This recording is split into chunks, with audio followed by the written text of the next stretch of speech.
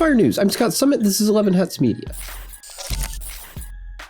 Thousands of hot dogs spill onto the interstate in New York as a tractor-trailer crashes and leaves 4 injured. To be frank, this is no laughing matter. 4 people were injured. I guess we're starting with puns today. I heard there was a race to see who could get to the hot dogs the fastest. It was winner take all. I'm only glad that 4 people were injured. It could be worse. After losing all of those hot dogs, the manufacturer will have to play catch-up. I'm glad it was warm in New York today, or those hot dogs would have been chili dogs. That's enough. Next story. A woman in India left her husband after losing 2 followers on Instagram due to household chores. The woman said that the housework cut in on her time to make reels for her followers.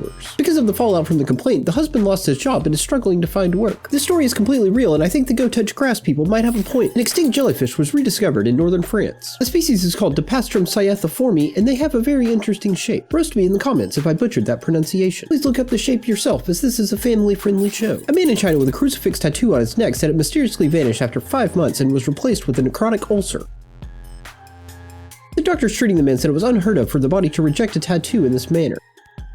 The patient is recovering well, but I doubt he will be getting any more tattoos anytime soon. Also, I looked at the picture so you don't have to. It's gross. A 20-year-old Brazilian woman dies with 26 iPhones glued directly to her skin. The woman was likely smuggling the phones to avoid Brazil's high electronics import tax. While I respect the commitment to the smuggling, there must have been a better way. Like sewing a bunch of pockets into long john underwear, or inserting them into already baked pastries, or stashing them in fake fruits and vegetables. Maybe stuff them inside some children's toys or books, or hide them in a full-size Barbie playhouse, or fly them on a drone over the border. You could put them in a hollowed-out log in the back of a pickup truck, or disguise the iPhone boxes as boxes of Kraft mac and cheese. And now we know the number of iPhones that can safely be glued to the human body is 25. The presidential fitness test is back. Public schools have been failing since the implementation of the Department of Education, and now they have another test to fail. The number of wildfires in British Columbia has doubled in the last 24 hours. Because of the smoke from those fires, Chicago has the worst air quality on the planet today. I'm not ready to discuss invasion plans quite yet, but Connor McDavid will never win a Stanley Cup unless Canada controls their wildfires. Stop choking our citizens. And if you don't, we will invade, and we will be greeted as liberators. Enjoy the tariffs, I guess. One last thing on Canada, for now.